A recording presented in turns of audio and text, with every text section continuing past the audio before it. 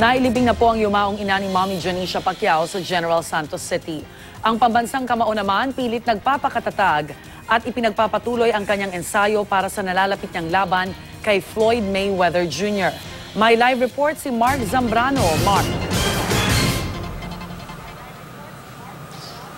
Rhea, nailibing na nga ang lola ni Manny Pacquiao kahapon na si Lola Cristina Dapidran. Kasunod niyan, Rhea, ay patuloy naman ang paghahanda ng ating pambansang kamao para sa laban nila ni Floyd Mayweather Jr. sa Mayo.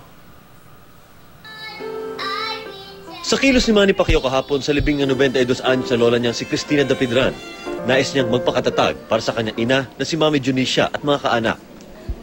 Hinatid ng angkang Dapidran at Pacquiao sa huling hantungan sa Falls Lake, San Carlos Memorial Park. Nilakad ni Manny at kabiyak na si Jinky ang daan patungo sa burial ground ng mga Dapidran. Bagamat malungkot at tila hindi matanggap ang pangyayari, inalala ni Mommy Janisha ang katatagan at dedikasyon ng ina. Ang mamiss ko lang yung, ngayon nga matanda na siya, malapit siya mag-90. Yung hindi ko nakita sa TV 2 years, nakasakit ako, siya ang nag-alaga sa akin. Aakyat siya doon sa taas ng ang kwarto niya sa baba man, sa mansyon na kuwan. Doon sa taas matulog, binantayan niya ako. Hindi naman daw makakalimutan ni Manny ang pag-aaruga na binigay ng lola. Ang bait ni Lola, hindi namin makalimutan lahat ng mga ginawa niya sa amin. Yung mga advice,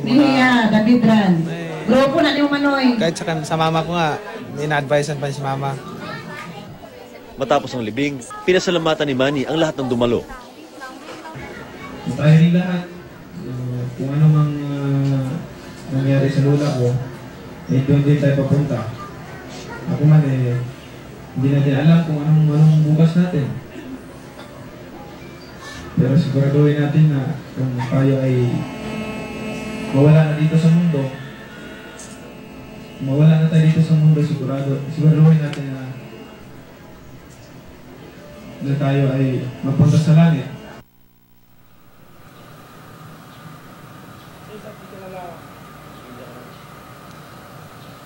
Rhea, sa likod naman ng pinagdadaanan ngayon ng pamilya Pacquiao sa pagkamatay ni Lola Cristina Dapidran, ay patuloy naman ang light conditioning ni Manny Pacquiao para sa paghahanda na rin sa kanilang laban ni Floyd Mayweather Jr. Samantala, Rhea, mamaya naman ay nakatakdang bumalik sa Maynila si Manny Pacquiao para maglaro sa kanilang PBA game mamayang gabi. Yan muna ang latest mula dito sa General Santos City. Rhea? Maraming salamat, Mark Zambrano.